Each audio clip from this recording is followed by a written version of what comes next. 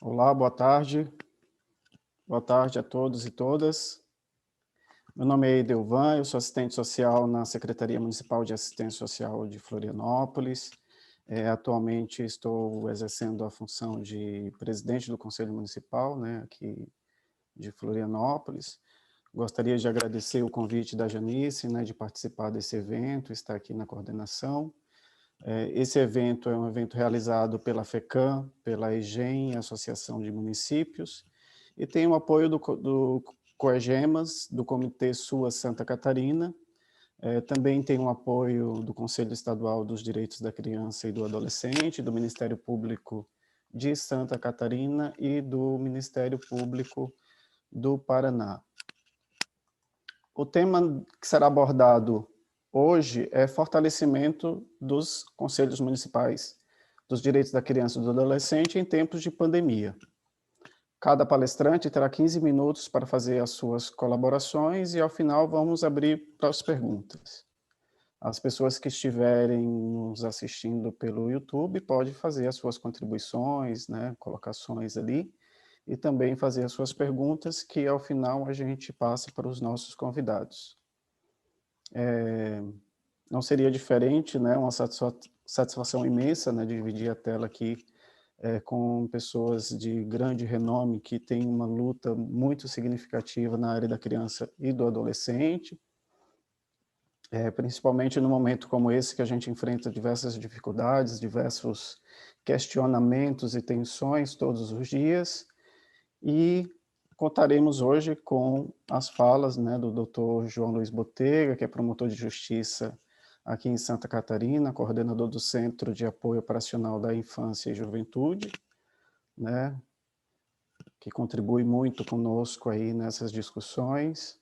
É o Dr. Murilo Giacomo, que dispensa apresentações, grande mestre, que servem a gente consulta bastante quando a gente precisa, tira dúvidas, vai lá e procura as orientações do Dr. Murilo, que é promotor de justiça no estado do Paraná, e a nossa conselheira de direitos, né, a Maristela Cinzeschi, que também tem uma grande atuação e militância na área da criança e adolescente, já atua no CONANDA também, né, representando a pastoral da criança, né, na CNBB.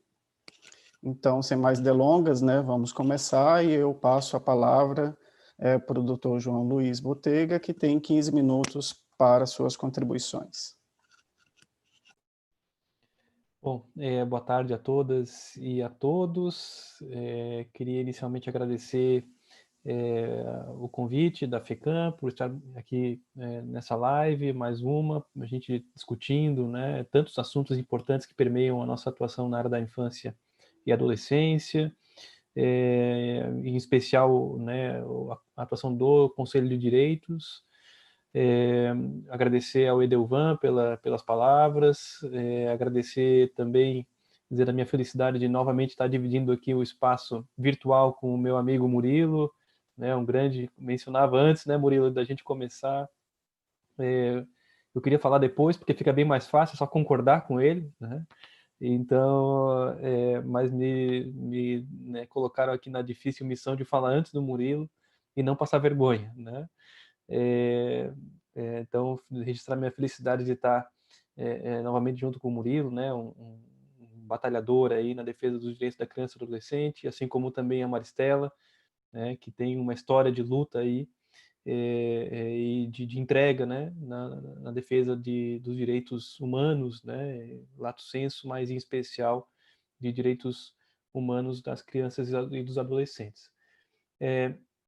Eu queria inicialmente mencionar, né, eu vou tentar ser o mais breve possível, né, Edovan, eu sei que eu sempre falo isso e acabo passando do meu tempo, mas por favor me controle, né, me avise quando estiver chegando ao fim aí, não tenha receio, mas eu vou tentar ser o mais breve possível, até para a gente poder ouvir o Murilo, ouvir a Maristela e depois também dialogar com o pessoal que está no chat aí, nos assistindo, né, que a gente possa realmente trocar ideias aí, eventualmente sanar algumas dúvidas ou deixar o pessoal com mais dúvidas ainda, porque é um tema realmente complexo, né, como todos os temas que tocam, né, crianças e adolescentes, são temas muito sensíveis, são temas que demandam um esforço intelectual, um estudo, né, das normatizações, e além de tudo, além de todo esse esforço intelectual, demanda também muito trabalho, muito esforço, né, muita dedicação, muita luta para tirar esses direitos, né, essas previsões legais saírem do papel e se transformarem em realidade concreta. Então, eu tentei dividir aqui, né, muito rapidamente a minha fala em 3 dimensões, né, quando a gente fala de conselho de direitos, né. Eu não vou gastar o meu tempo aqui, né, acho que querendo explicar o que que é o conselho de direitos, qual é o fundamento legal, enfim, isso acho que já está meio que compreendido por todos, né, não é algo novo, né, que está ainda desde 1990 previsto no Estatuto.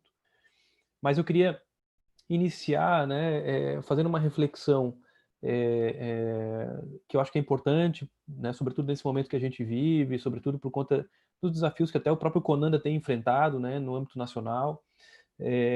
Recordar que os conselhos de direitos, e em especial aí os conselhos municipais, né, que é o nosso foco hoje aqui, são instrumentos, né, da democracia participativa, né? São instrumentos importantíssimos, fundamentais na realização dos direitos humanos de crianças e adolescentes em todo o território nacional.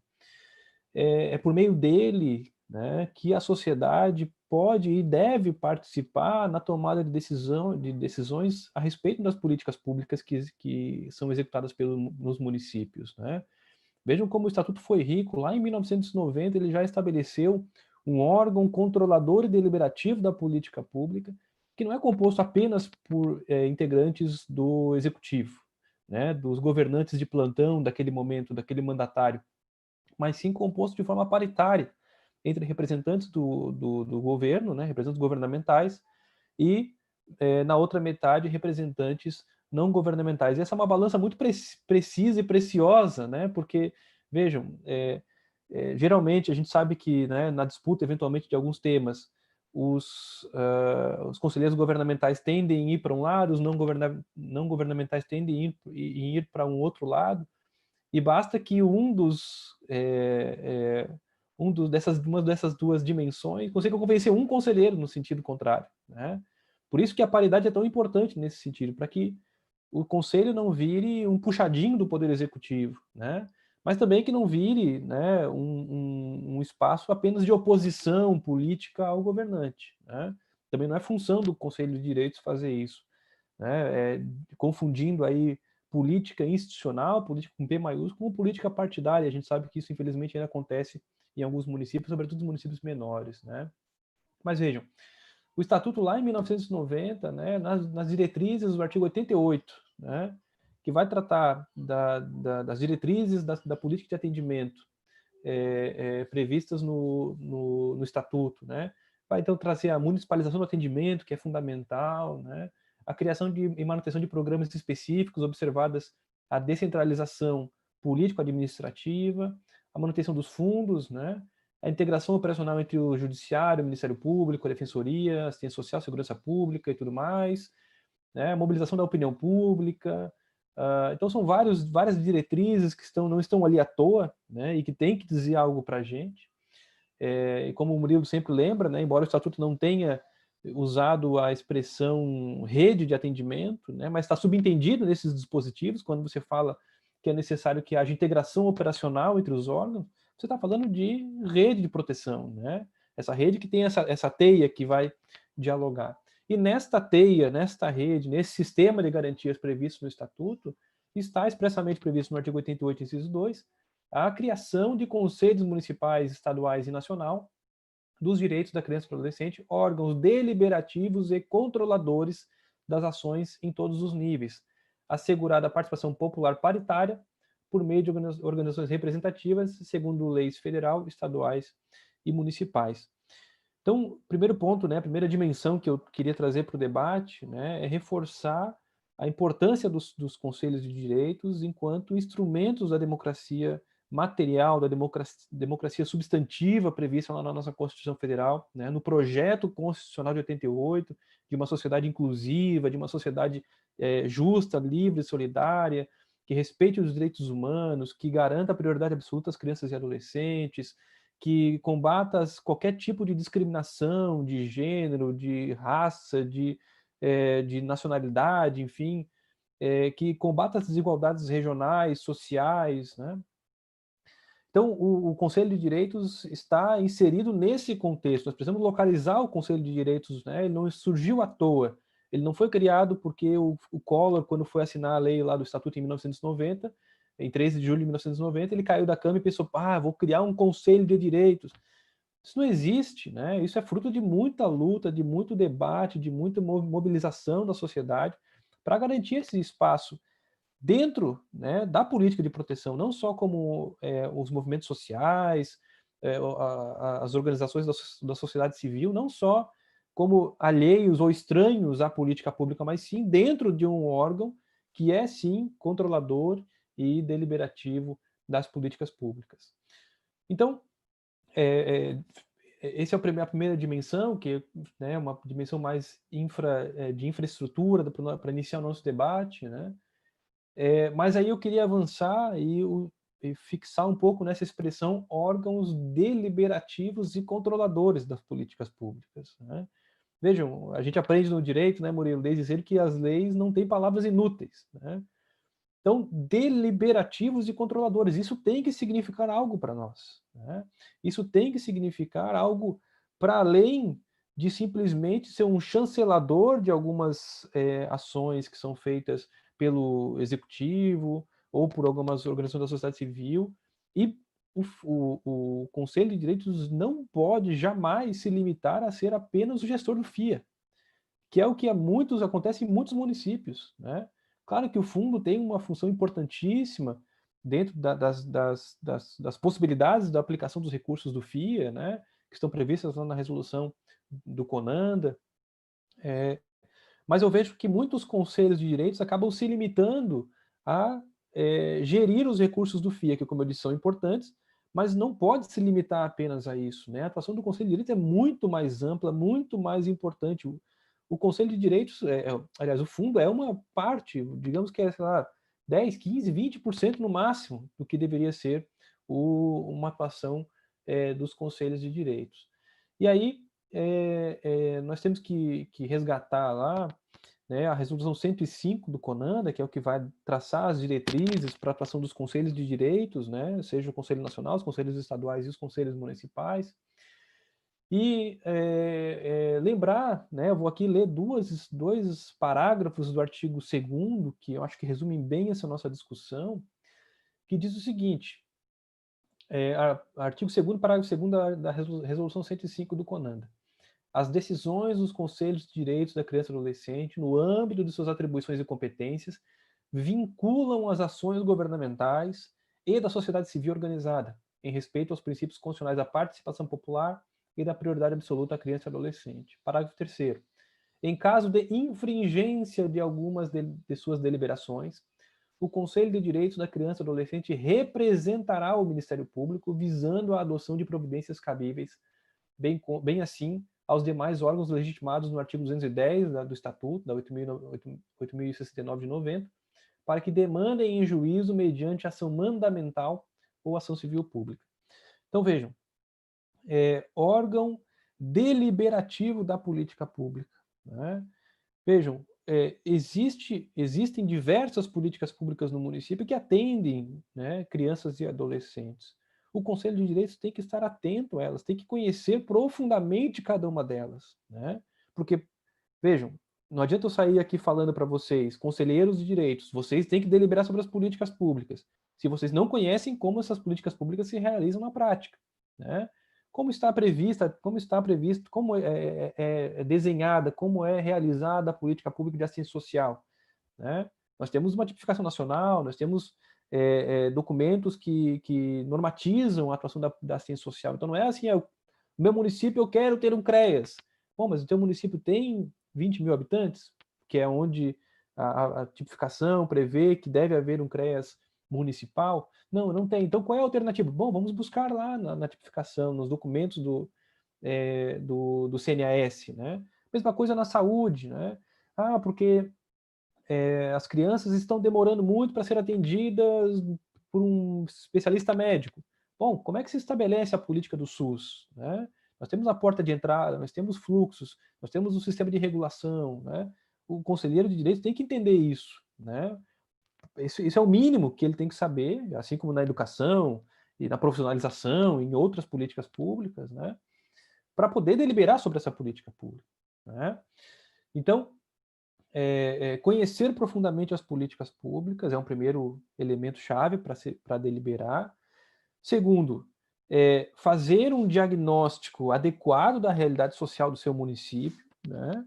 Porque nem sempre aquelas demandas que chegam até o conselheiro de direitos, ou aquela demanda que é mais perceptível, né, a luz ali do que acontece na nossa visão, é de fato aquilo que é prioritário no nosso município, né? E para isso nós temos indicadores sociais aí estabelecidos em vários âmbitos, pesquisas, podemos buscar a parceria, aliás, devemos buscar parceria com as universidades, que possam auxiliar na pesquisa, na elaboração de diagnósticos, né?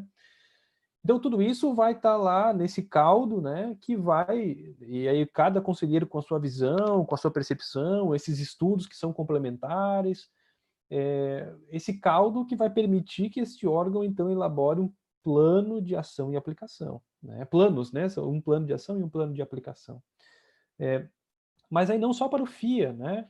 Quando eu falo em plano, podemos pensar em plano de deliberação de política pública também, em resoluções, né, que estabeleçam, por exemplo, prazos para o Poder Executivo, né? Não adianta ele deliberar, senhor prefeito, crie um abrigo aqui no meu município em 30 dias. Bom, o prefeito não vai conseguir fazer isso em 30 dias, né? Isso tem que estar previsto na lei orçamentária, tem que passar por contratação de pessoal, tem que arranjar o espaço físico. Primeiro, tu tem demanda para ter um acolhimento institucional no nosso município, né? Dependendo do porte do município. Quantos acolhimentos são feitos no nosso município por ano? Está aumentando ou está diminuindo? Bom, se está aumentando, será que a gente não tem um problema antecedente lá na proteção social básica, na proteção social de média complexidade? Enfim, mas quando sair essa deliberação, né, esse ponto que eu queria chegar, né? Quando sair essa deliberação, uma deliberação madura, uma deliberação bem estruturada, né, bem pensada, nós temos que levar adiante, né, esta nossa deliberação. Não adianta deliberar, né, e o município, o Poder Executivo descumprir, e a gente, pois descumpriu, vamos ficar por isso mesmo, né? Bom, tá ali o artigo 2º, né, que fala que as deliberações do Conselho vinculam o Poder Executivo, e o parágrafo 3º já diz o seguinte: olha, se o prefeito não cumprir, o que ele tem que fazer? Tem que representar para o Ministério Público, para que ajuize uma ação, como tem sido feito em vários municípios, em várias comarcas, né? Porque isso dá um substrato, inclusive, para a ação do Ministério Público, né?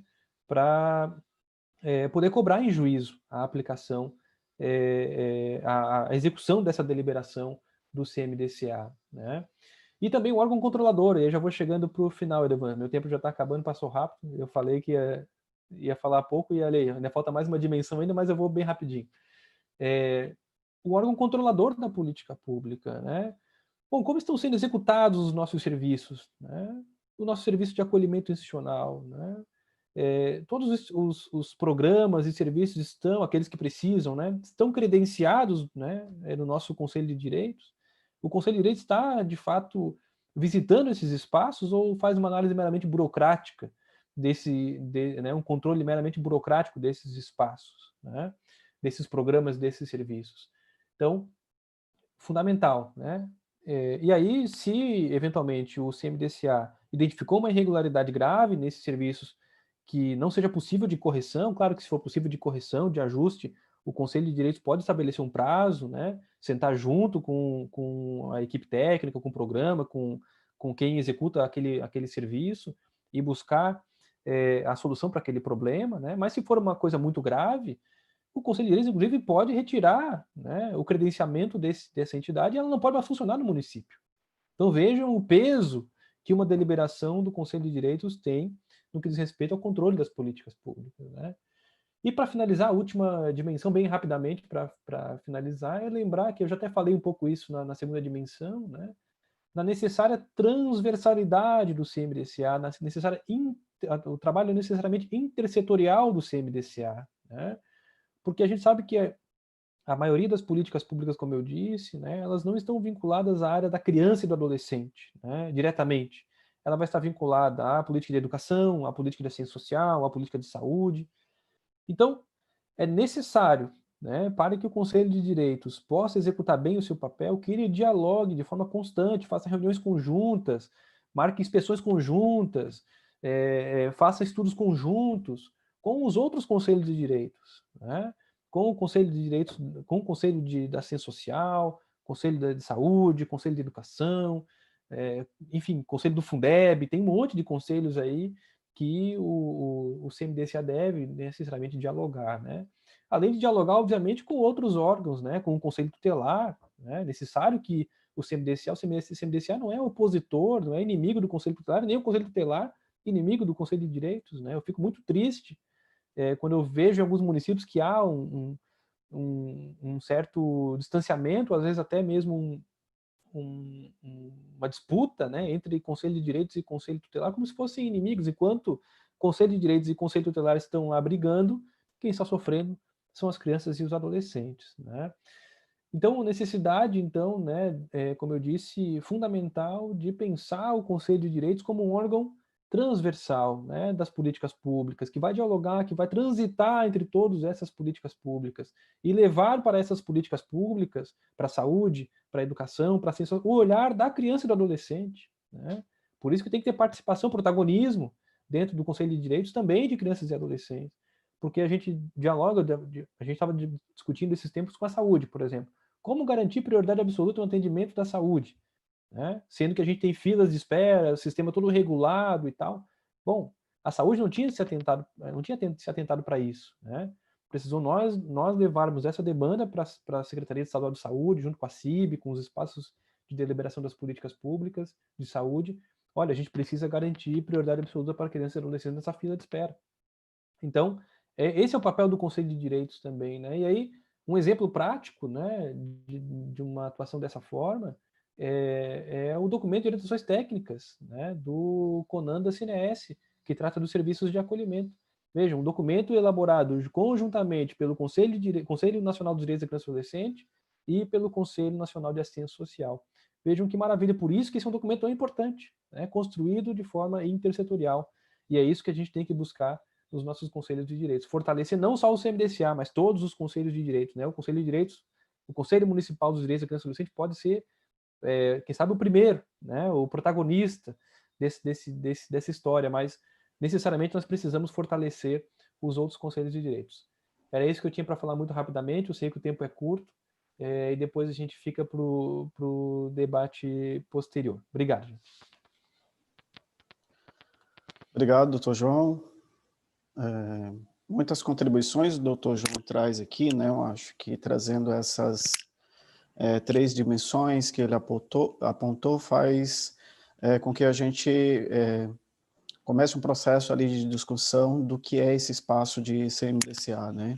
Enquanto instrumento de democracia, né? Que democracia é essa? Quais são os princípios que a gente defende, né? Quais são os princípios que o CMDCA precisa seguir? Além, obviamente, de ser um órgão, e aí ter um entendimento, né, desse órgão deliberador, né, deliberativo e controlador da política pública, né? Muitas vezes eu me pego pensando na atuação cotidiana do CMDCA, se a gente não vira um órgão burocrático, né? Que as informações chegam, que os pedidos chegam, e a gente só vai carimbando e discutindo aquilo que chega de demanda e não pensa na política pública efetivamente, né? Isso é muito importante, fazer essa reflexão nos espaços do CMDCA, além de ter uma atuação, uma perspectiva transversal, ou seja, por muitas vezes o CMDCA está vinculado administrativamente na Secretaria de Assistência Social, a gente fica focado um pouco na política de assistência social, e não leva em consideração outras discussões também importantes, né, nas demais políticas públicas, né, saúde, educação, segurança, lazer, né, que a gente pouco discute, espaços de lazer e cultura, né, para as crianças e adolescentes. Obrigado novamente, doutor João. Agora eu passo a fala para o doutor Murilo, por favor. Bom, boa tarde, né, Edelvan, ao João, a Maristela, a todos aqueles que nos acompanham. Para mim é uma honra também poder participar desse momento de reflexão, né? E eu vou começar até falando um pouco na linha do que você estava falando, Edelvan, no final, com essa questão da vinculação que muitas vezes existe, não só dos conselhos de direitos, mas também dos conselhos tutelares, em regra, as secretarias municipais de assistência social. Nada contra a assistência social. Agora, o que nós não podemos é confundir a política da criança com a política da assistência social. Não podemos confundir a atuação do Conselho Tutelar como se fosse o Conselho Tutelar um órgão de assistência social. Então, é importante você ter uma vinculação administrativa, tanto do Conselho da Criança quanto do Conselho Tutelar, a um órgão que não tem não seja de um setor específico da administração. O ideal, talvez, fosse o gabinete do prefeito ou alguma secretaria de cidadania, da própria criança, se houvesse, né? O ideal dos ideais seria existir uma secretaria específica da criança e adolescente no município, mas se não há, ou da justiça, ou do gabinete, enfim, algum órgão que não tivesse um setor específico, não, que não representasse um setor específico, e muito menos a assistência social, porque dá a impressão que a política da criança ela seria como se fosse um apêndice da política da assistência social. E aí você não tem uma participação mais efetiva da saúde, da educação, da cultura, do esporte, de outros setores da administração que são igualmente importantes, né, e que deveriam somar, né, dar sua contribuição também para a política da criança. Porque a política da criança ela é eminentemente intersetorial, né? E a ideia do Conselho de Direitos, né, ser justamente um órgão também intersetorial, é poder congregar esses diversos representantes, né, de um lado, né, do governo, dos setores da administração, a educação, a saúde, a cultura, o esporte, a assistência social, enfim, os diversos órgãos públicos, de um lado, e de outro lado, a sociedade, como diz a própria lei e a Constituição, por meio de organizações representativas da sociedade. E talvez uma das dificuldades que nós tenhamos ainda hoje é fazer com que aqueles que representam a sociedade, primeiro, de fato, sejam organizações, se organizem, né? E, de outro lado, que, de fato, representem a sociedade. Porque, muitas vezes, você tem lá pessoas que são designadas, sabe-se lá de que jeito, que representam, quando muito, as suas entidades, ou, quando não, a si próprias. E não tem nenhuma vinculação real ou nenhum compromisso real com a sociedade que deveriam representar. E sequer tem a preocupação em se reunir entre eles para definir entre a sociedade, ou que representa a sociedade, uma pauta, né, propositiva de reivindicações, de cobranças, né, para que nós pudéssemos ter avanços em relação à política da criança e adolescente. Né? Muitas vezes você vê a sociedade a reboque do governo, quando deveria ser o contrário. Na verdade, o governo ele deveria ser pautado pela sociedade, e não o contrário. Né? Então, há um erro aí grave. Né? E eu vejo até uma necessidade de o Conselho Tutelar ele participar mais do dia a dia do Conselho de Direitos da Criança e se aproximar mais daqueles que representam a sociedade em particular, na verdade, de todos. Né? A gente não pode ter também uma postura maniqueísta do Conselho Tutelar ou de quem quer que seja, achar, não, o que é do governo é ruim, o que é do cidadão é bom. Não, mas tem que ter uma participação e uma aproximação junto a todos, mas especialmente da sociedade, para que nós pudéssemos, a partir daquelas demandas que são levantadas pelo Conselho Tutelar e de um trabalho de conscientização, né, um trabalho político que é da essência da função do Conselho Tutelar, exercer esse papel político, como disse o João, no sentido puro da palavra, no sentido, né, bom da palavra, não descambando para a política partidária, não é para fazer oposição a quem quer que seja, mas um trabalho que é realmente de mobilização, de conscientização, de fazer com que haja a preocupação de que cada um possa dar a sua contribuição para resolver os problemas que nós enfrentamos.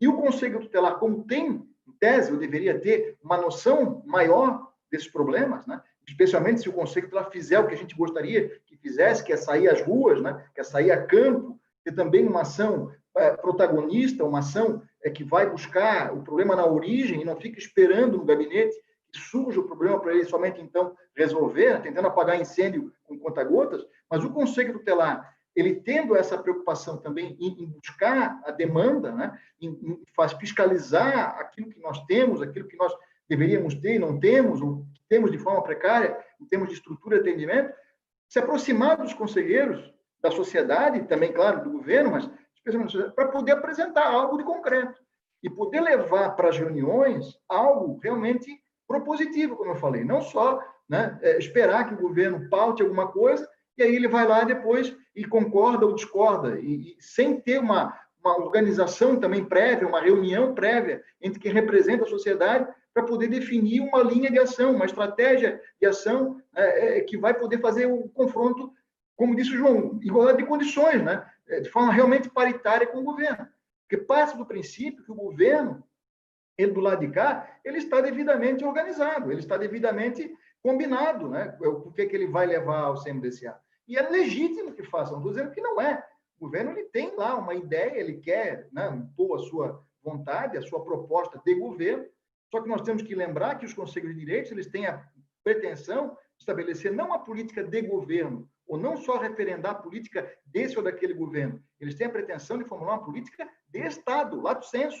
Tá? Quer dizer, é o município, né, de Florianópolis, é o município de Biguaçu, é o município de Lages, é o município em si que vai dizer como que ele vai tratar suas crianças, e essa política, uma vez estabelecida, ela se traduz, né, num plano de atendimento, que é um plano decenal, são 10 anos, e 10 anos são 2 mandatos e meio de prefeito, justamente para que a política, uma vez deliberada, ela não tenha solução de continuidade. Ela continue a ser executada com prioridade absoluta, como diz a lei e a Constituição, independentemente de quem estiver no governo, independentemente de qual partido ou de qual, né, prefeito esteja no governo. A ideia é justamente essa, para que nós possamos, né, ter uma política que ela não fica à mercê da boa ou má vontade do governante, como disse o João, de plantão, aquele que, por ocasião, naquele momento está na chefia do executivo.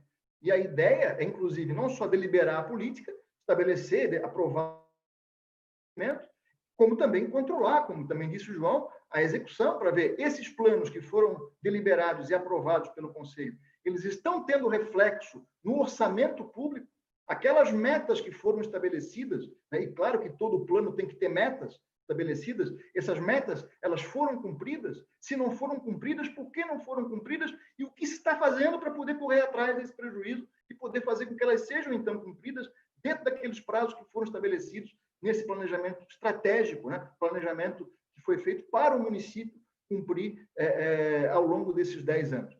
Então, é importante que tenha isso. E, claro, partindo do princípio que você tem planos, o próprio Conselho Tutelar também tem, né, o dever de fiscalizar a execução desses planos, e aí, exercendo aquele papel que também é fundamental, aquela atribuição que eu considero a mais importante, que é de assessorar o Poder Executivo na elaboração da proposta orçamentária, para cobrar também do Executivo que o orçamento público possa contemplar os recursos necessários, não só na assistência, mas também na saúde, também na educação, na cultura, no esporte, no lazer, onde quer que seja necessário, para poder executar aquelas ações que foram previstas nesses planos.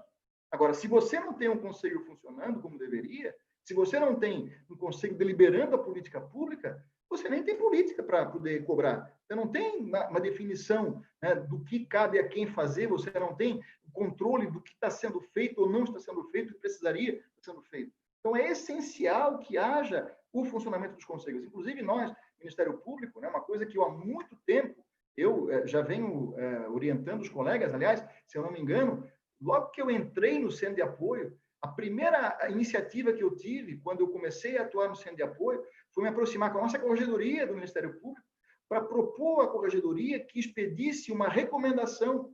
Quem pesquisar lá na página do MP do Paraná, talvez vai encontrar isso ainda lá, deve estar lá ainda, que é uma recomendação muito antiga aos promotores, para que os promotores eles cobrassem junto aos conselhos de direito a elaboração de uma política de atendimento à criança, para que nós pudéssemos ter a política definida, clareza quanto aos papéis, quanto aos fluxos e protocolos, para que nós pudéssemos ter programas e serviços correspondentes àquelas medidas que são previstas em lei, sem o que não adianta você pensar em atendimento, para que você tivesse profissionais qualificados para prestar o atendimento da forma como deveria ser prestado.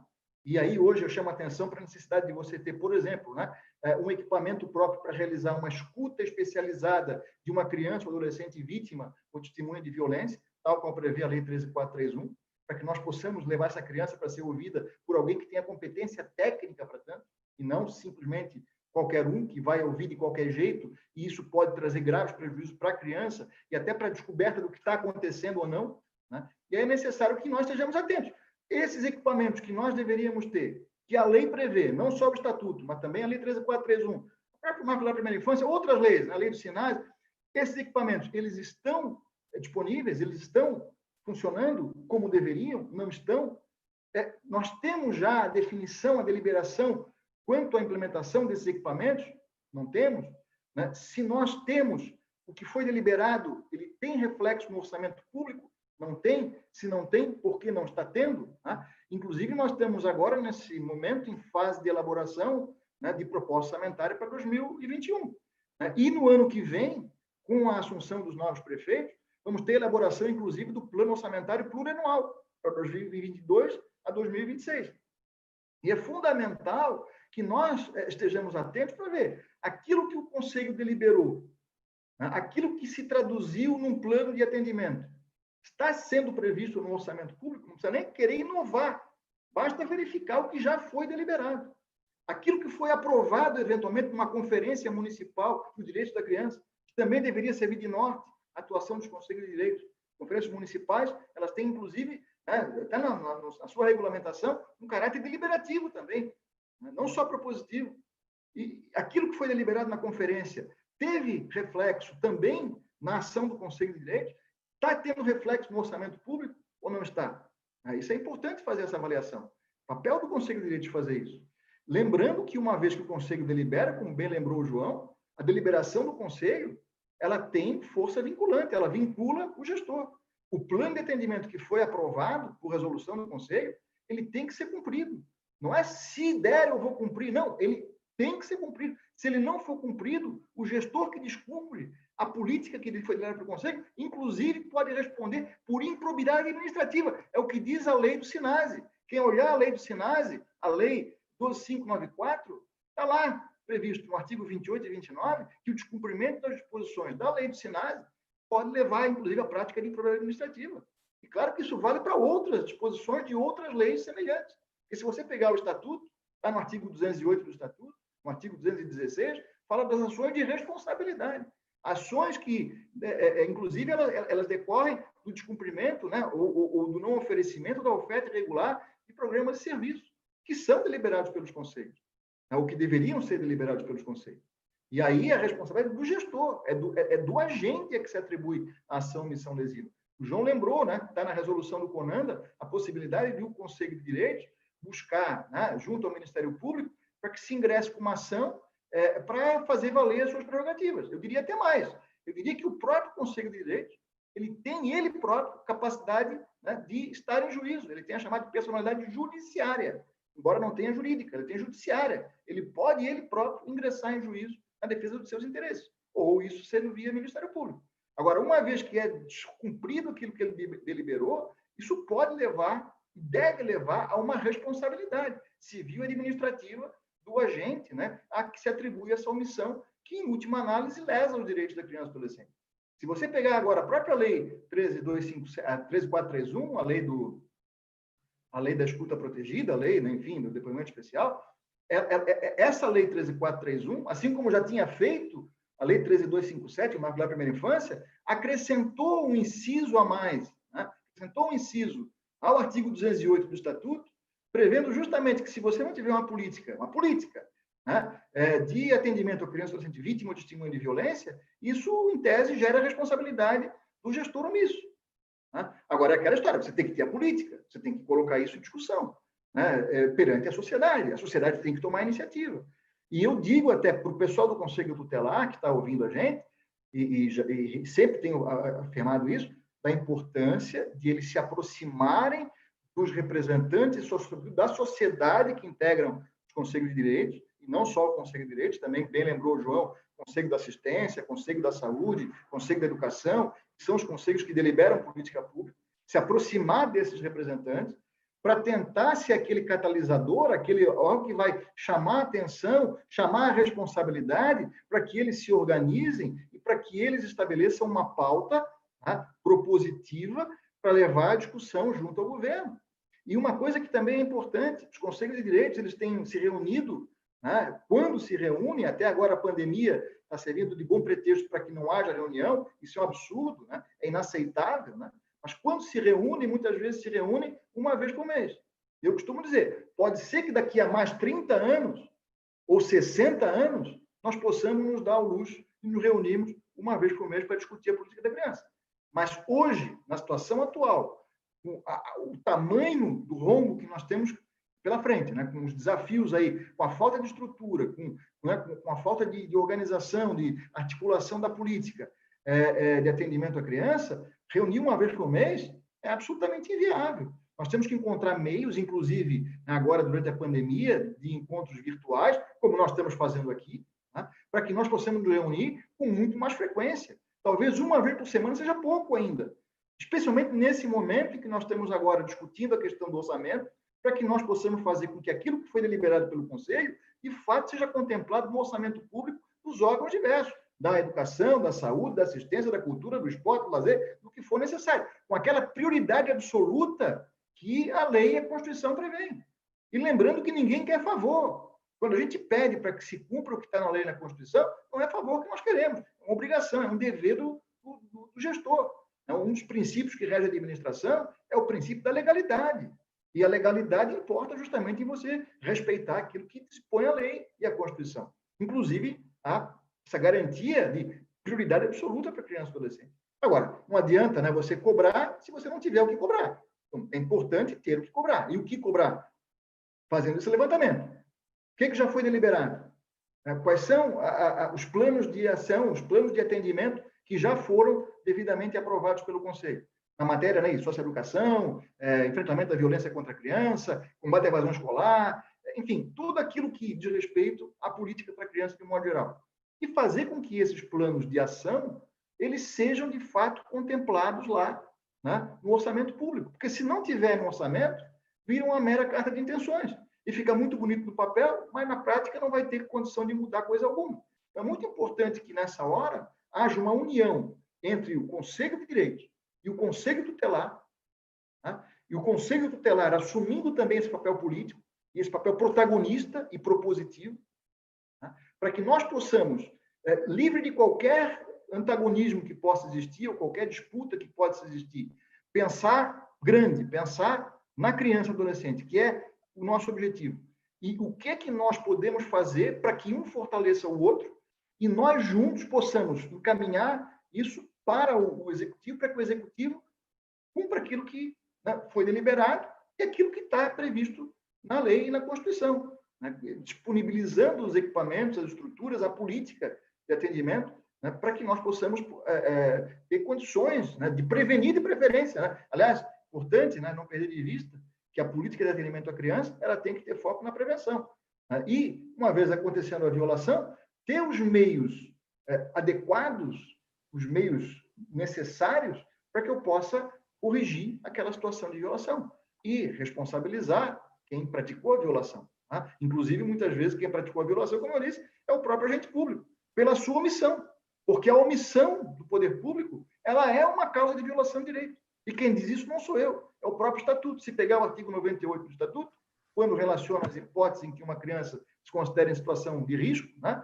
Quando está com seus direitos ameaçados ou violados, a primeira hipótese que está prevista no artigo 98 é justamente a ação ou omissão da sociedade ou do Estado. O Estado dá senso também, inclusive o município, claro, os seus agentes, aqueles que deveriam agir, deveriam tomar iniciativas em prol da criança, deveriam atuar, inclusive, no sentido da prevenção, e não fazem o que deveriam. Né? Então, é uma questão de a gente procurar se organizar e se unir. E o Conselho Tutelar, a gente, às vezes, né, vê o Conselho Tutelar como se fosse, digamos assim, um órgão meramente assistencialista, né, que atende só aquelas situações de violação que já ocorreram. Isso é um equívoco gravíssimo. Né? O Conselho Tutelar não foi criado para isso.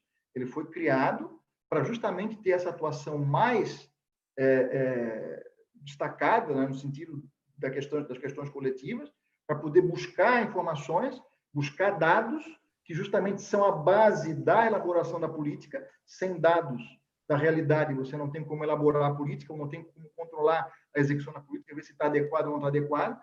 E essa interação entre o Conselho Tutelar e os conselhos deliberativos de política pública, ela é fundamental para que o Conselho Tutelar possa ser aquele que vai, inclusive, pautar os conselhos que deliberam política pública.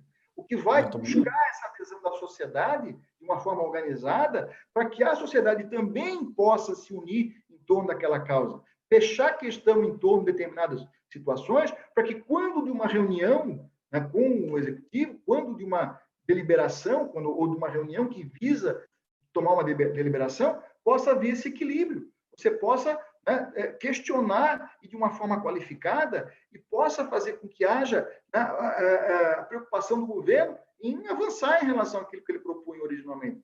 Porque se ficar na mesma, ou pior, se ficar no nada, como a gente tem visto muitas vezes, como é que a gente pode esperar que haja algum avanço, né? Então, é muito importante que haja essa aproximação, portanto, do Conselho Tutelar com os conselhos que deliberam política pública, CMDCA e os outros conselhos, né, da saúde, da assistência, da educação, etc., e que o Conselho Tutelar também, de antemão, tenha uma pauta propositiva, né? Tenha metas institucionais também já estabelecidas, tenha dados que possa levar para alimentar essa discussão e cobrar, olha, os equipamentos aqui que nós temos, eles estão insuficientes.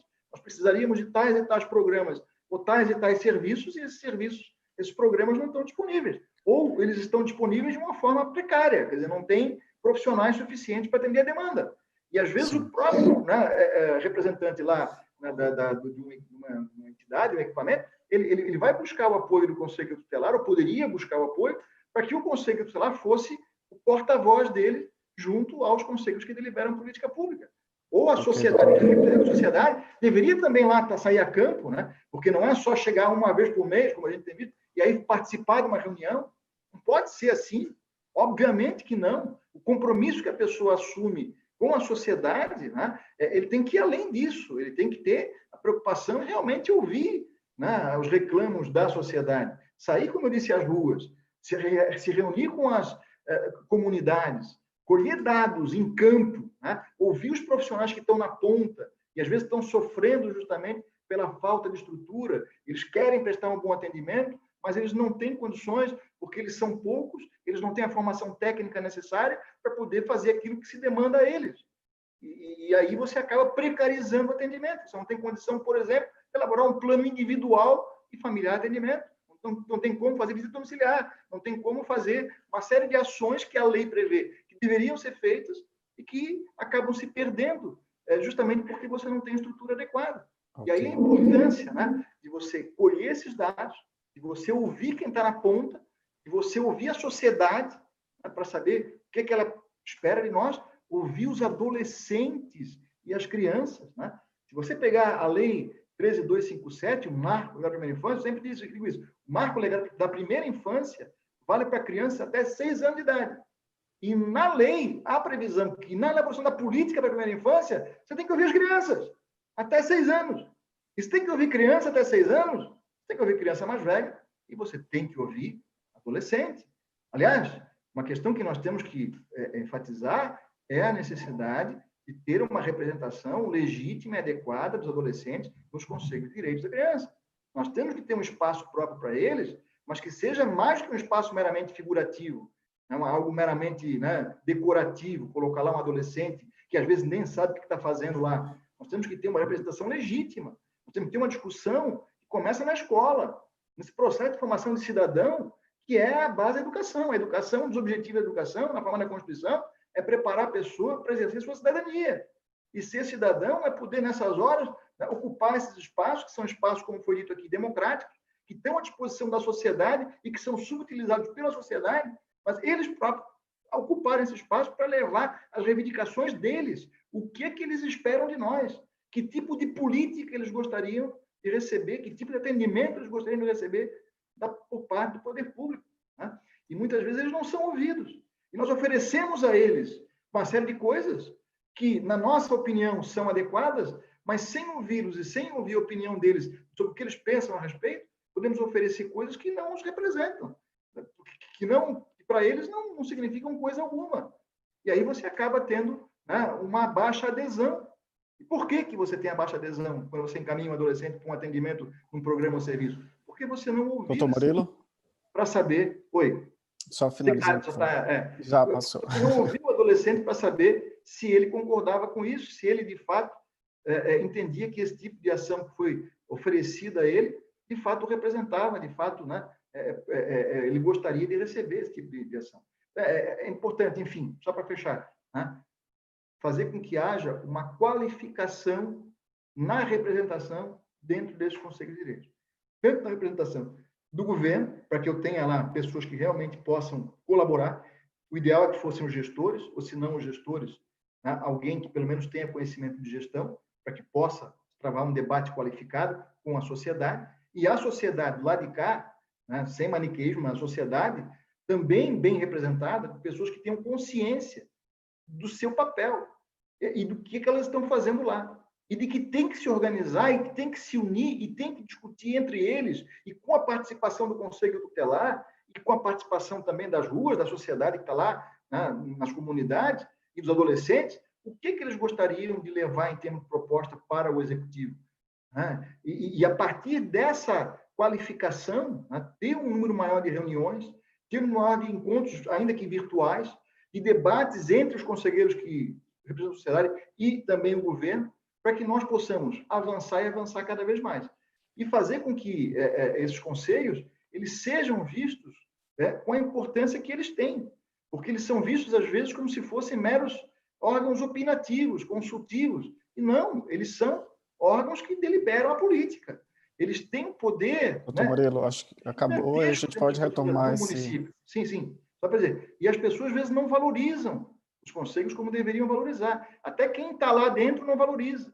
E nós temos que fazer com que eles sejam valorizados. Né? E temos que fazer com que aqueles que estão lá nos conselhos saibam que eles são responsáveis, né, pelo que vai acontecer com as crianças no município. E eles podem até ser responsabilizados, porque eles também respondem como funcionários públicos e como agentes públicos pelas suas ações e pela sua omissão. Eles podem até também responder por improbidade administrativa. Eles podem responder por prevaricação. Ninguém quer sair processando ninguém, mas eles têm que ter consciência disso. E eu tenho certeza que nos municípios há pessoas interessadas em ocupar esses conselhos, né, de uma forma adequada. E se alguém não tiver esse compromisso, sugiro, então, que peça conta e ceda espaço para aqueles que têm esse compromisso, que têm esse interesse em, de fato, participar e, de fato, colaborar e ser como a gente gostaria que todos fossem, agentes de transformação da realidade em que muitas vezes nós vemos os nossos jovens nos municípios. Obrigado aí pela atenção, desculpe se me excedi. Agradeço, doutor Murilo. É uma aula, né? São muitos assuntos e, de fato, assim, tem grandes contribuições e muitos temas a abordar. Infelizmente, o tempo é curto, mas o senhor traz, dentre vários apontamentos colocados aí, de fato, esse papel político do Conselho Tutelar, né? O quanto é importante o Conselho Tutelar, para além de atuar na violação do direito, quando ele acontece, né, efetivamente, mas tem um papel político na defesa, né, dos direitos das crianças e adolescentes, de forma a incidir na política pública. Né? Isso é muito importante nesse papel. Conselho Tutelar, junto com o Conselho de Direitos, incidir efetivamente na política pública para a criança e do adolescente. Não esperar nas suas salas que aconteça uma violação de direitos e que atue a partir daí. Né? É importante perceber esse papel do Conselho Tutelar também. Obrigado mais uma vez pela contribuição. Agora eu passo a fala para Maristela. Por favor, Maristela. Olá, boa tarde. É um prazer enorme estar aqui com o Murilo, com o João, com o Edelvan. E como representante de um organismo da ação social da CNBB, Conferência Nacional dos Bispos do Brasil, hoje a gente lembra a morte de Pedro Casaldáliga e ele, em uma frase dele, dizia, né, ser o que se é, falar o que se crê, crer no que se prega, viver o que se proclama, até as últimas consequências. Então, creio que essa dimensão que João e Murilo trazem, o papel do conselheiro de direitos, ele é fundamental para a vida das comunidades, a vida das crianças e adolescentes. Nessa representação que faço aqui do SEDICA, me remeto a meus colegas conselheiros, quanto sociedade civil e também quanto governo, que fazem um excelente trabalho, uma excelente missão e que nós continuamos nos encontrando, nos debates e, às vezes, quase que diariamente com alguns conselheiros, para que a gente possa garantir esta política pública para crianças e adolescentes. Bom, nesse ano, o Estatuto da Criança e do Adolescente completa 30 anos. Ele veio com a força para dizer o seguinte: crianças e adolescentes são sujeitos de direitos, como bem mesmo disse Murilo e João. Nesse sentido, quem tem um direito hoje violado, ou uma criança ou um adolescente, nós, conselheiros de direitos, e também aí penso nos tutelares, temos que ter, e devemos ter, o temos talvez é muito singelo, mas o dever de ter um olhar humanitário e com ternura. Esse olhar humanitário com ternura deve nos impulsionar a empreender políticas públicas que, com muita garbo e competência, falou João e falou Murilo, e que garanta direitos. Bom, o SEDICA, durante essa pandemia, ele não parou. Muito ao contrário, passamos a nos encontrar mais. Na mesa coordenadora, nas comissões de trabalho, fortemente. E para quê? Garantir a proteção de meninos e meninas e demandando também o Estado. A nosso favor temos o quê? Uma excelente secretaria executiva. Isso é importante. Eu digo isso por quê? Porque é importante os conselheiros, os conselhos municipais, terem alguém que faça essa articulação, essa agilização da demanda administrativa e que os conselheiros possam estar mais livres para demandar o seu trabalho e a sua missão quanto seres que defendem e ampliam uma política pública. Bom, lembro que, além do ECA, né, que completou 30 anos, temos a Constituição Federal e outras legislações que nos comprometem e nos balizam, como falou o doutor João, a Resolução 105 do CONANDA, de 2005, que nos balizam no quê? Na defesa de direitos humanos de crianças e adolescentes. Bom, vejam bem, nós temos um aparato grandioso para que nós possamos manter esta proteção. Ou, se violada, nós podemos ressignificar esse direito da criança e do adolescente. Em 2005, creio eu, a proteção de adolescentes e crianças vítimas de violência ganhou reforços institucionais, que foi o Sistema Único da Assistência Social. Depois, tivemos aí a implementação dos Centros de Referência Especializada da Assistência Social, os CREAS, já tínhamos os CRAS. A importância destas equipes técnicas, de elas estarem bem posicionadas, não posicionadas sentadas numa boa cadeira, também é importante, mas que elas estejam bem posicionadas no que tange a garantia de direitos de criança e do adolescente. E que o Conselho de Direitos, o Conselho de Assistência ou o Conselho de Saúde possam dar esse respaldo significativo.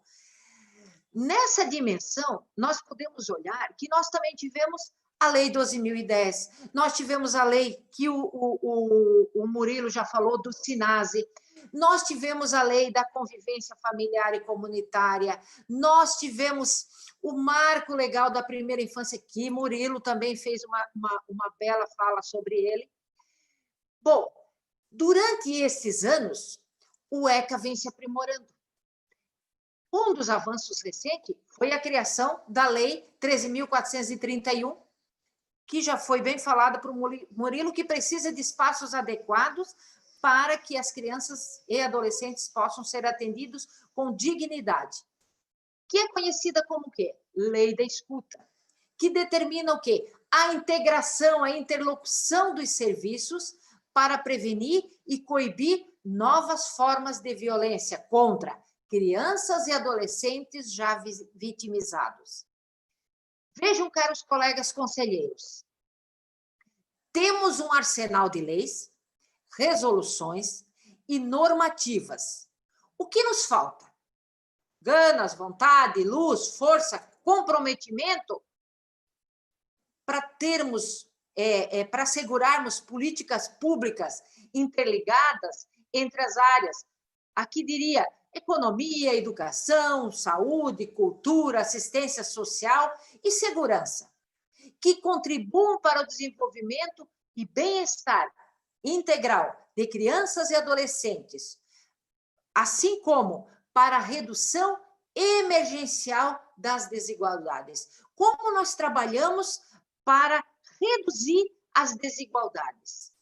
Bom, como estamos falando de conselho, o Conselho Nacional dos Direitos da Criança e do Adolescente, em março, creio eu, manifestou-se, fez uma manifestação e uma recomendação para a proteção integral de crianças e adolescentes durante a pandemia do Covid-19. O quê? Um arcabouço que traz, promove através dela a defesa da proteção integral dos direitos humanos de crianças e adolescentes.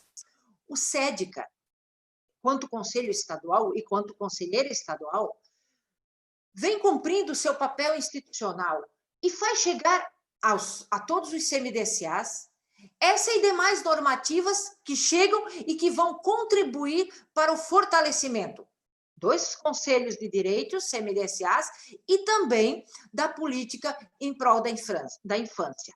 Bom, mas chegou lá no CMDCA, o que ocorre?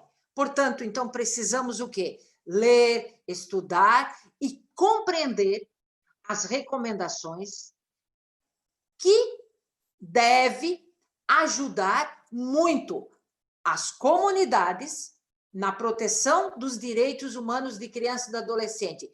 Quando eu falo comunidade, é que o Conselho de Direitos são pessoas também das comunidades e que o Conselho pode fazer essa divulgação e dizer de onde está esta proteção de meninos e meninas.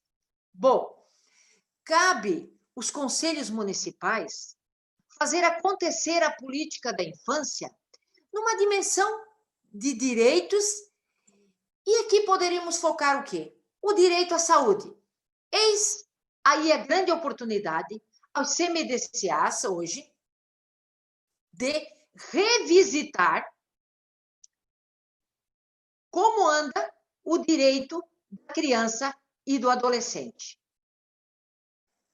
E onde tem lacunas, falta de atendimento, o fluxo, inclusive orientar as comunidades, a insegurança alimentar e nutricional, buscar interfaces com outros conselhos que devem ser sanadas e colocadas, já bem falou João e já bem falou Murilo, e que repetiu inúmeras vezes, devem ser sanadas, e para serem sanadas, elas devem ser colocadas no orçamento público, e esse orçamento público é o que vai proteger também os direitos da criança e do adolescente. Nesse sentido, os CMDCAs, nesse momento, em suas reuniões, podem e devem aproveitar para olhar mais fortemente o quê? O monitoramento. Sim, o monitoramento das políticas já aprovadas pelo CMDCA. Lembra quando o doutor João Botega falou da Resolução 105? As políticas de Estado e as políticas de governo. E reitero, mais especificamente, nessa pandemia, ao direito à saúde. Se os CMDCAs conseguem visualizar na sua dimensão profética que tem déficits nas políticas e, de um modo especial, no direito à saúde, devem usar as suas prerrogativas constitucionais do ECA para promover programas que promovam, protejam e garantam os direitos de meninos e meninas. Se há algo que precisa ser modificado, política pública implementada, estamos aí, neste momento, em preparação os orçamentos. E o CMDCA, os conselheiros, devem incidir neste orçamento público para que tenha garantia de políticas públicas para meninos e meninas.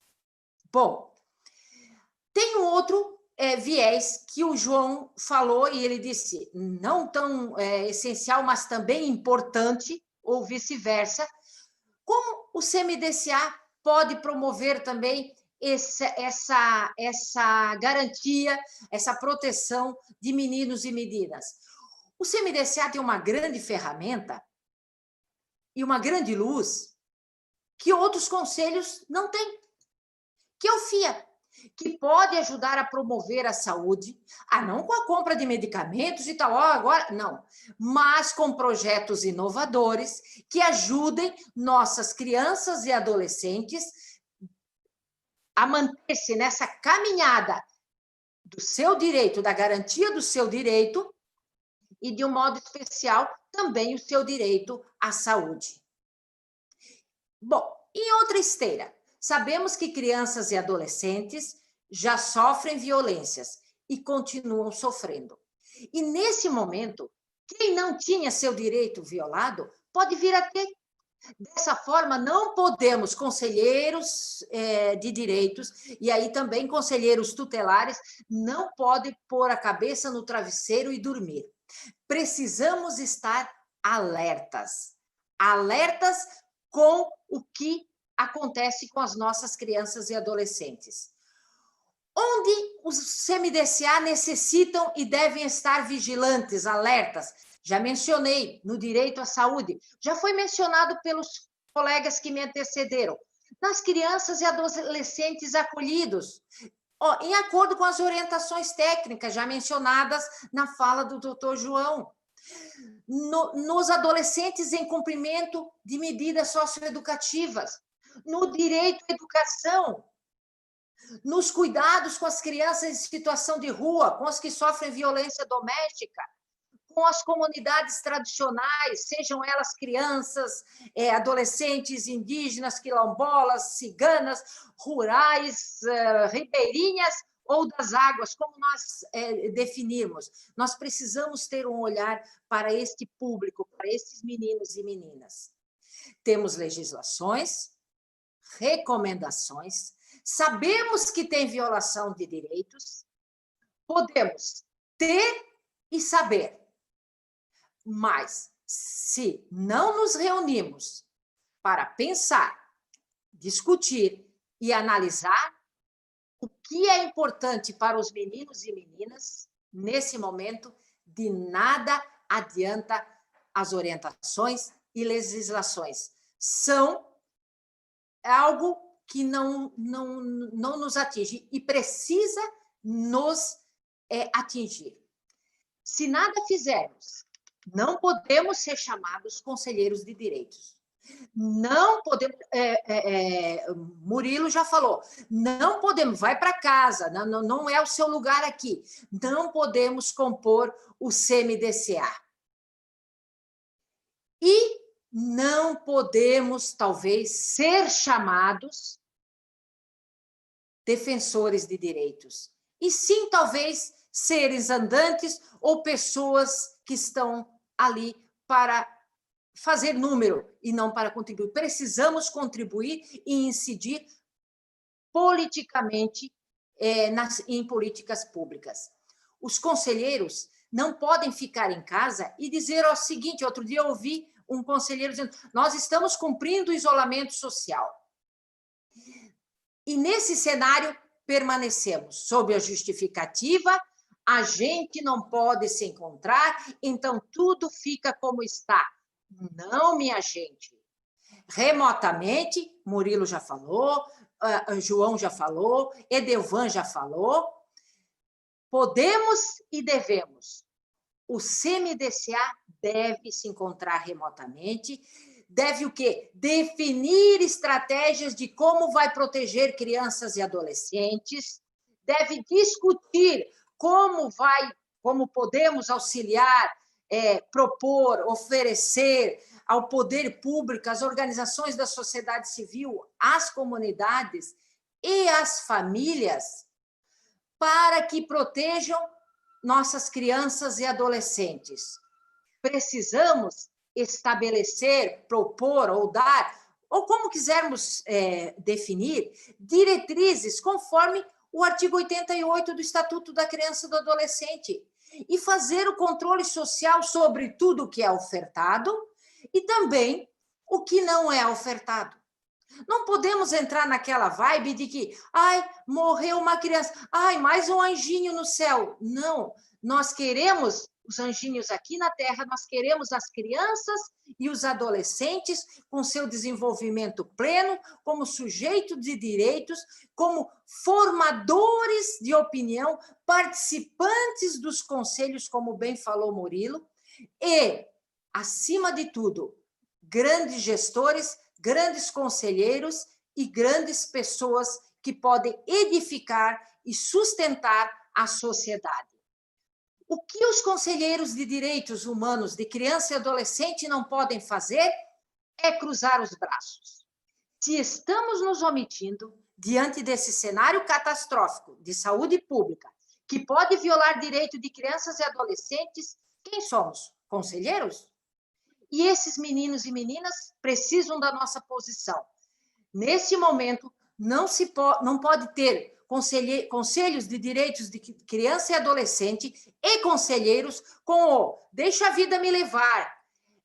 É nosso dever, como cidadãos, conselheiros, cuidar do presente neste cenário pandêmico e garantir o futuro pós-pandemia. Se antes a pandemia já tinha violações de direitos, agora essas violações podem se agravar. Por quê? Nós não temos creche, não temos escola, não temos o fortalecimento de vínculo dos CRAS, os pais não podem ter mais como vender no sinaleiro para o sustento da criança. E o CMDCA precisa apontar, olhar para estas crianças e adolescentes cujos pais não têm mais seu apoio financeiro e institucional. Temos que lembrar que o CMDCA precisa ter um olhar avantajado, um coração inchado e as mãos sempre abertas. E precisamos pensar e lembrar que trabalhamos em prol de crianças e adolescentes. O CMDCA, encerro aqui, o CMDCA é a grande asa, o grande guarda-chuva que protege e garante direitos para todas as crianças e adolescentes. Que, oxalá, nós possamos ter meninos e meninas sempre felizes e com seus direitos garantidos, porque temos conselheiros tutelares, conselheiros de direitos, sistema de garantia, promotores e assistentes sociais, psicólogos, pedagogos, educadores sociais que trabalham de uma dimensão profética e missionária. Encerro por aqui, devolvo a palavra a Edivan. Obrigado, Maristela. Que fala fantástica, né? Eu acho que essa paixão que você fala assim, sobre a atuação, né, dos conselheiros de direitos acaba motivando, né, todos nós que estamos aí militando há tantos anos, né? Eu, pelo menos desde 2010, tenho uma atuação mais presente no CMDCA, né, e sou apaixonado pelo trabalho no Conselho de Direitos. Sempre defendo e costumo dizer que, para mim, é um dos principais conselhos de direitos que nós temos, né? Porque ele trabalha com prioridade absoluta, criança é prioridade absoluta, isso já está dito na Constituição e a gente precisa defender isso. E todas as nossas ações ou omissões podem interferir na construção e na garantia do direito de crianças e adolescentes, né? Eu acho que todo o nosso papel e a responsabilidade que nós, enquanto conselheiros de direitos, temos, né, para essa política. Obrigado pela contribuição, pela fala apaixonada, né? Eu também sou entusiasta do Conselho de Direitos, sou apaixonado, estou lá porque, de fato, eu acredito nesse trabalho, eu acredito nesse espaço, né? E a gente está ali buscando interferir positivamente na política, incidir na política pública. Nós temos diversos comentários ali no chat no YouTube, né, muitos elogios, né, e nós temos aqui, pelo menos nesse momento, 3 perguntas. Eu vou direcionar a cada um, né, mas se vocês quiserem também falar sobre outro tema, e aí a gente utiliza até 5 minutos para cada pergunta, tudo bem? Então, a primeira pergunta, eu vou falar as 3 e abro para vocês falarem aí.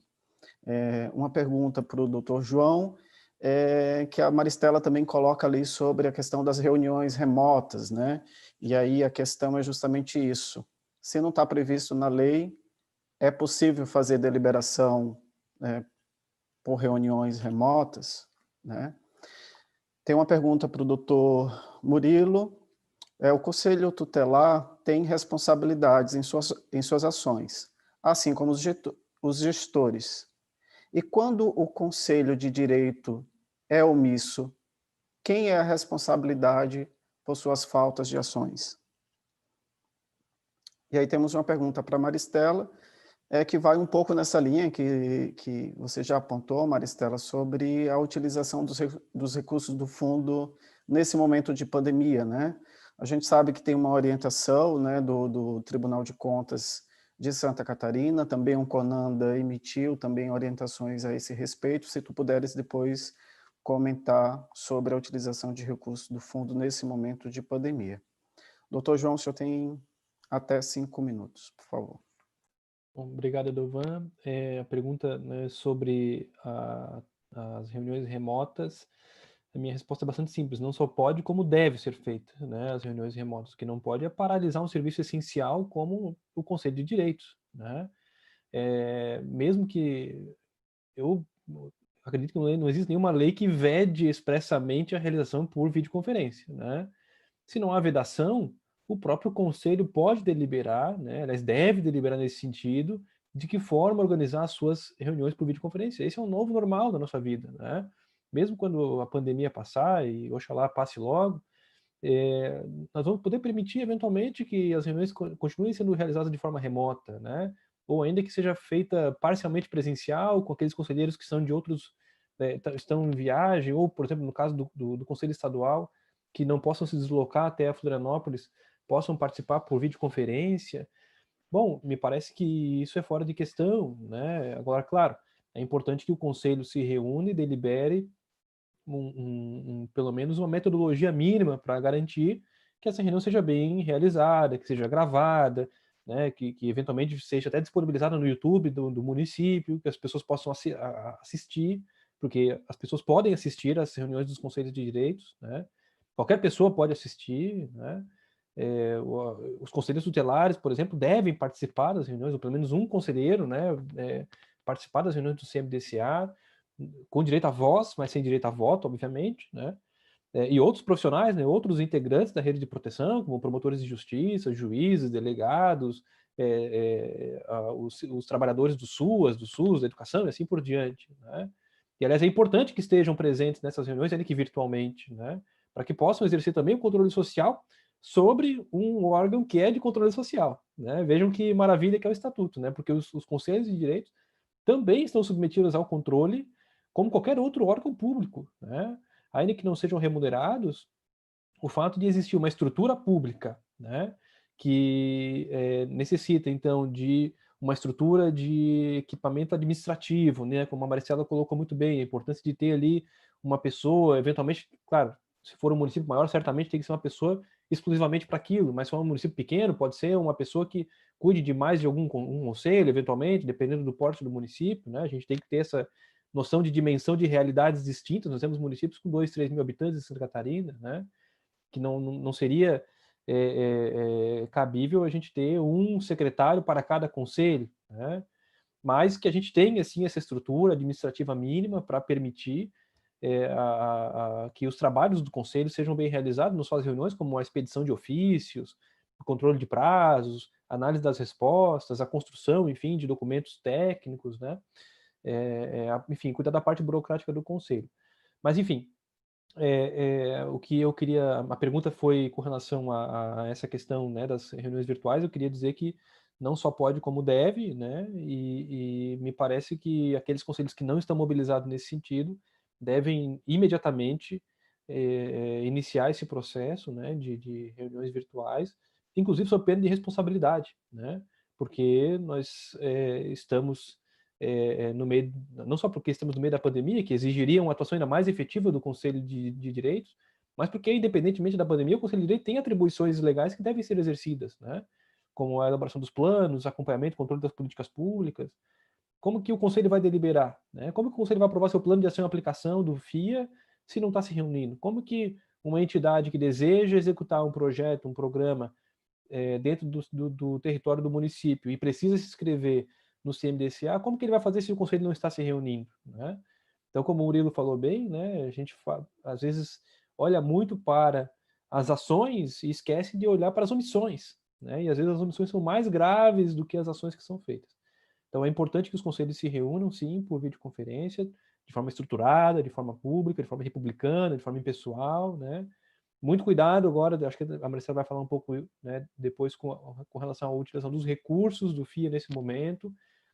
Tem uma live que a gente fez sobre isso aqui na FECAM faz uns 2 meses.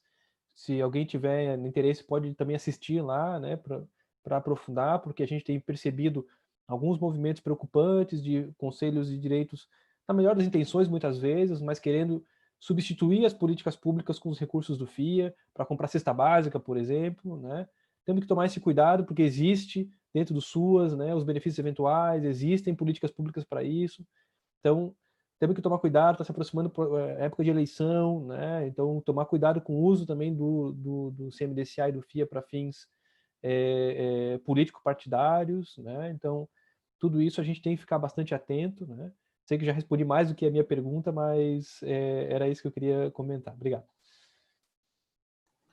Obrigado, doutor João. Só por favor, complementar, se me permite, eu vou complementar, depois eu vou responder a minha, mas vou complementar o que o João falou, porque eu acho que foi bem feliz assim na fala dele, em vários pontos eu queria ressaltar.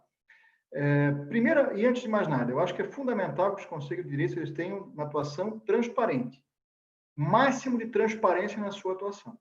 Não pode ser um clube de bolinha que funciona, né, portas fechadas e que ninguém nem sabe o que está deliberando, né, e quem está se reunindo. E essa possibilidade de realizar videoconferência com transmissão pelo YouTube, né, isso tem que ser levado para além da pandemia. Ainda que, né, nós tenhamos reuniões presenciais também, que eu acho que a reunião presencial ela é importante, né, não vamos desmerecer, mas a possibilidade de realizar reuniões à distância, virtuais, com transmissão pelo YouTube, e mesmo as presenciais, também sendo filmadas, gravadas e transmitidas em tempo real ou a posteriori, elas são importantes para que nós possamos dar mais visibilidade e mais transparência à atuação do Conselho. E, com certeza, né, vai ter menos pessoas dispostas a faltar na reunião, dispostas enfim, a não participar como deveriam participar, ou a dizer certas coisas que acabam dizendo ou deixando de dizer aquilo que deveriam dizer. Ou seja, vão ter que se manifestar e vão ter que falar o que tem que ser dito. Né? Por que estão fazendo ou por que não estão fazendo isso ou aquilo quando são cobrados, quando um tema está em discussão, um tema relevante está em discussão. Então, eu acho que essa é uma prática que tem que ser levada para além da pandemia, para que nós possamos também qualificar e dar mais transparência à atuação do Conselho. É importante também que haja, né, por parte do poder público, fornecimento de estrutura administrativa adequada para que o Conselho possa fazer tudo isso e muito mais. Né? A impressão que dá, às vezes, é que o Conselho de Direitos é como se fosse assim, um órgão estranho à estrutura administrativa do poder público, é um puxadinho, enfim, é um troço meio alienígena. Não, na forma da lei da Constituição, o Conselho de Direitos ele integra a estrutura administrativa do município. Está lá, ele faz parte dessa estrutura administrativa. Né? E ele tem um papel relevantíssimo dentro dessa estrutura administrativa. Cabe ao governo fornecer os meios necessários para que o Conselho cumpra o seu papel. E a gente vai buscar isso, né? Curiosamente, não é nem numa lei da infância, é na LOA. Se você pegar a LOA, a Lei Orgânica de Assistência Social, a Lei 8742, de 93, tem no artigo 16, parágrafo único, Claro que aqui fala especificamente da assistência, mas a gente vai extrapolar para os conselhos também da criança. E está lá a previsão na lei que cabe ao poder público fornecer a estrutura administrativa necessária para o seu funcionamento, garantindo recursos materiais, humanos e financeiros, inclusive despesas referentes à passagem, diária, hospedagem e tal, de conselheiro, enfim, o que for necessário para que o conselho funcione. Esse é o artigo 16, parágrafo único da LOAS. E se você pegar, aí é o artigo 17, parágrafo 4º, vai falar também aqui, né, que cabe, né, aos conselhos, né, a competência para acompanhar a execução da política de assistência social, da política da criança, no caso aqui, né, fazendo uma extensão, né, da interpretação, apreciar e aprovar a proposta orçamentária em consonância com as diretrizes das conferências nacionais, estaduais, e distrital e municipais de direito da criança, quer dizer, de acordo com o seu âmbito de atuação. Então, quer dizer, na verdade, é aquilo que eu falei, né? Sem orçamento, dificilmente você vai conseguir falar em política ou avançar na política. Então, aquilo que foi deliberado, inclusive das conferências de direitos da criança, e que foi posteriormente referendado e aprovado nos planos de atendimento, tem que ter reflexo no orçamento. E isso tem que ser dado transparência para que as pessoas saibam por que está sendo contemplado ou por que não está sendo contemplado. E nós temos que ter, né, nos conselhos da criança, assim como no conselho tutelar, nós temos que ter um arquivo com a memória das deliberações desses conselhos, com a memória das deliberações das conferências de direitos. Nós temos que ter isso devidamente documentado, para que possa ser posteriormente cobrado. Tá? Nós temos que ter, de preferência, até uma página na internet, ou pelo menos, né, um espaço na página do município, na internet, já que o Conselho é um órgão oficial do município, o Conselho da Criança é um órgão oficial do município, ele tem que ter espaço lá para poder, né, publicar, né, as resoluções, as deliberações, publicar os planos de atendimento que foram aprovados, publicar o acompanhamento, né, do controle social ali da execução desses planos, publicar as reuniões virtuais, as reuniões que foram gravadas. Nós temos que ter isso disponibilizado para dar essa transparência que eu falei. Em relação à pergunta especificamente, né, que me foi feita, a questão da omissão, eu até falei anteriormente, né? Os conselheiros de direitos, sejam os governamentais ou os não governamentais, eles são considerados pela lei 8429, a lei da improbidade administrativa, como agentes públicos. Respondem por improbidade, tanto por ação quanto por omissão. Na forma da lei penal, do Código Penal, eles são considerados funcionários públicos, respondendo inclusive por prevaricação. O que é prevaricar? É deixar de cumprir aquilo que é o seu dever de ofício, em virtude de sentimento pessoal, né? Ou seja, por preguiça, por má vontade, por medo, por o que seja. Ele não pode se omitir. Uma vez que ele assume a função de conselheiro de direito, ele passa a ter uma série de obrigações que são impostas a ele. Obrigações, deveres funcionais, que se não forem devidamente cumpridos, dá margem para responder na esfera civil, administrativa e até criminal pela sua ação ou pela sua omissão. E os conselhos, eles têm que ser desenhados de tal forma que não haja, né, essa possibilidade de faltas, vamos dizer assim. Nós temos que ter os titulares, os suplentes e, se for preciso, os suplentes dos suplentes, para que nós possamos ter sempre uma representação plena do governo e da sociedade. E se houver falha, se alguém estiver deixando de ou comparecer, ou indicar o suplente, ou fazer participar o suplente, temos que chamar a atenção. E se essa falha persistir, devem ter mecanismos, ou na lei, ou no regulamento, no regimento interno, né, para excluir esses maus conselheiros, essas entidades que mal representam, né, a sociedade, especialmente, e até, como eu falei, podem até ser responsabilizados na esfera administrativa, civil, né, e criminal. E a responsabilidade pessoal, ou pode até recair sobre o gestor. Se nós imaginarmos, supondo, né, que é o prefeito que está inviabilizando a atuação do conselho, tá? Ele pode responder também por improbidade. Ele pode responder, né, dependendo do tipo da ação que ele praticar, sei lá, por concussão, pode ser até um outro crime funcional qualquer. Tem os crimes de responsabilidade de prefeito que são previstos no Decreto-Lei 201 de 67. Né? É um decreto-lei, né, muito antigo e que prevê, dentre outras, né, formas, quando ele deixa de respeitar os poderes constituídos, né? Quando ele nega vigência à lei federal, né? Então, enfim, uma série de ações que também ele pode ser enquadrado se ele for o responsável, né, por que o conselho não funcione, especialmente aí criando algum tipo de constrangimento aos integrantes do governo. E a sociedade, ela tem autonomia, deveria ter autonomia plena em relação ao governo, senão não tem paridade, né? E não só tem autonomia, mas como eu falei, eles têm que ter união entre eles. Claro que, num primeiro momento, até podem divergir entre si, mas eles têm que se reunir previamente, entre eles, fechar a questão, e quando for para a reunião com o governo, eles têm que estar com a questão fechada. Porque presume-se que o governo vai estar também com a questão fechada lá de cá, para que nós possamos qualificar o debate e possamos fazer com que haja esse processo de convencimento, né, e de cobrança de uma forma que seja aceita. E quanto mais transparência houver, quanto mais visibilidade houver nesse debate, e até a possibilidade de participação de outros atores de fora, pessoas que tenham conhecimento técnico, que possam, né, mostrar, né, olha, você não tem essa política, quais são as consequências que estão tendo para aquelas crianças e para a sociedade, de um modo geral, por essa omissão que está sendo provocada. Quanto mais visibilidade houver, quanto mais transparência houver, quanto mais qualificado for o debate, mais fácil vai ser fazer com que o governo ceda. E, como eu disse, não é favor que a gente quer de ninguém. Queremos que cumpra-se aquilo que está expresso na lei, na Constituição, e que foi deliberado. E se houve uma deliberação no Conselho, e essa deliberação ela não foi contemplada no orçamento público, não está prevista no orçamento aquilo que foi deliberado, isso dá margem, inclusive, para que o próprio Conselho, como eu disse, tem capacidade, né, judiciária, né, ou personalidade judiciária, para estar em juízo, ou o Ministério Público, ou qualquer entidade que tenha legitimidade, dentre elas, né, aquelas que representam a sociedade, estão lá até como disse ali a resolução do CONAN, do artigo 210 do Estatuto, possam ingressar em juízo para exigir que o município incorpore no seu orçamento os recursos necessários para colocar em prática aquela ação. É no orçamento, não é no FIA, não é no fundo. O fundo é um mero complemento. Nós temos que buscar o recurso para implementar a política de atendimento à criança, que vai ser executada pela saúde, pela educação, pela assistência, pela cultura, etc. É no orçamento desses órgãos públicos. E que tem que ter. Está lá, está no Estatuto, artigo 4º, parágrafo único, né? Destinação privilegiada de recursos públicos. Preferência na formulação e na execução das políticas sociais públicas.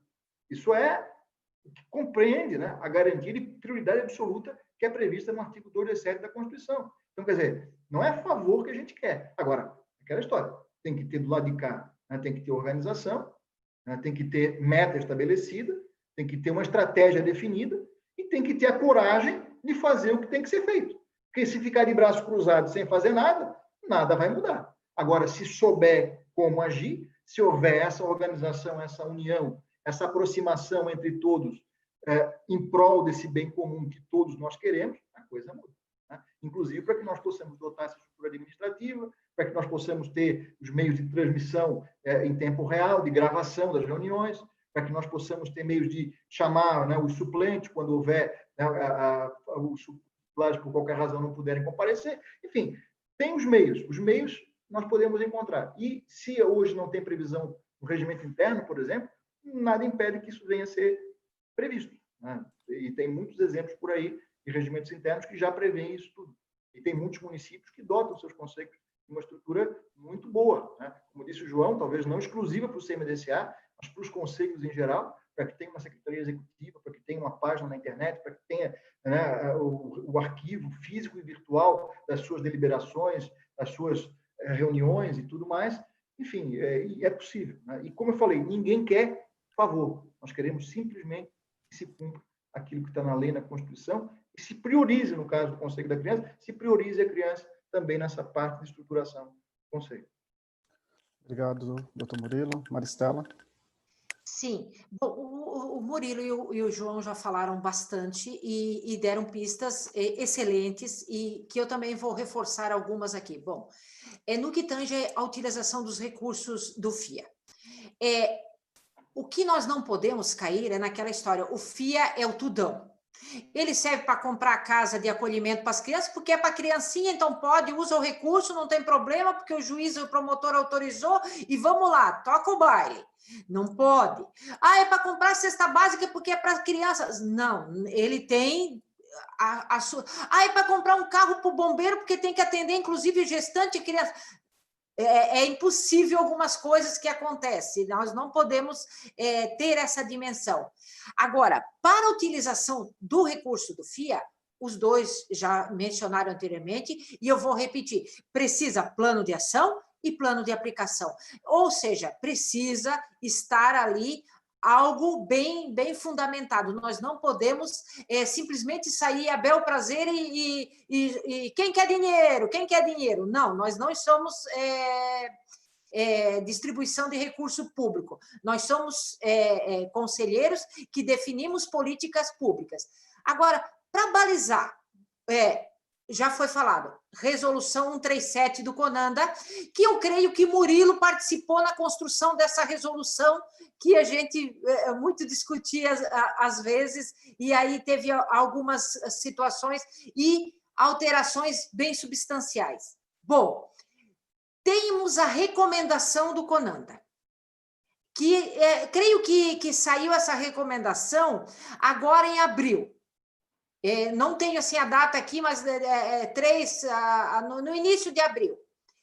Bom, nós temos, como o João já falou, a live que foi feita com o Tribunal de Justiça, de Contas, com o Ministério Público, com o Conselho Estadual dos Direitos da Criança e do Adolescente, com conselhos de direitos municipais e pelo Conselho Estadual de Direitos da Criança e do Adolescente participou Daniel, que é o coordenador da COF.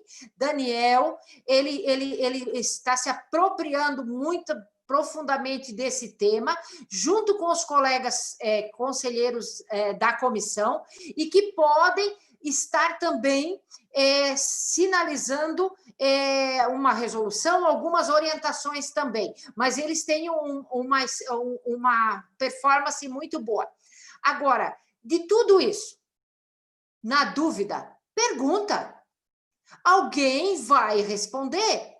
Pergunta, porque esta pergunta pode te ajudar muito na definição de como você vai usar esse recurso público.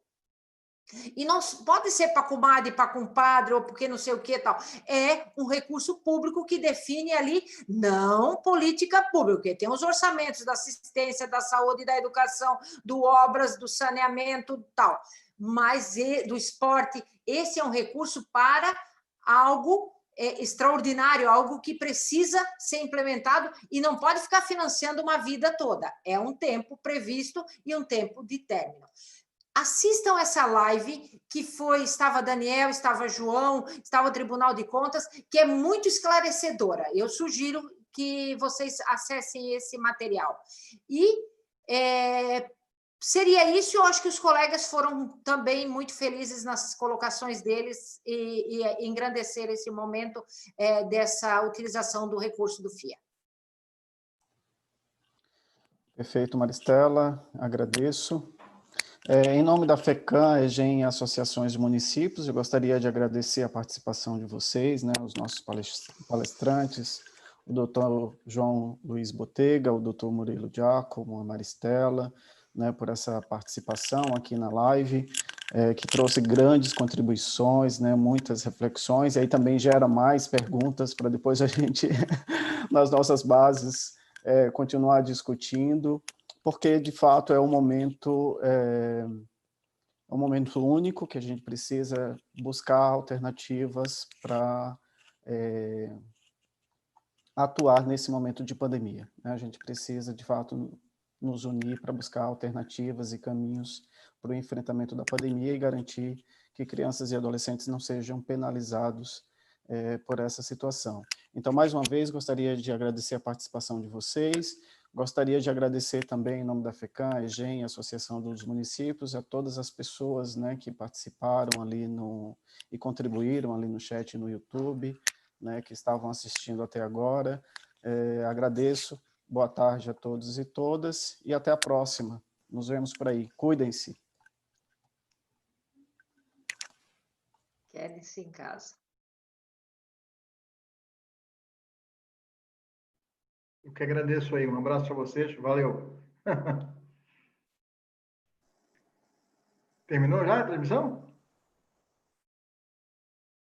Queria só mandar um abraço específico aí para o João, para a Maristela, né, para o Ivan, e me colocar à disposição, se uma próxima ocasião tiver, eu tenho o maior prazer em participar. Tá bom?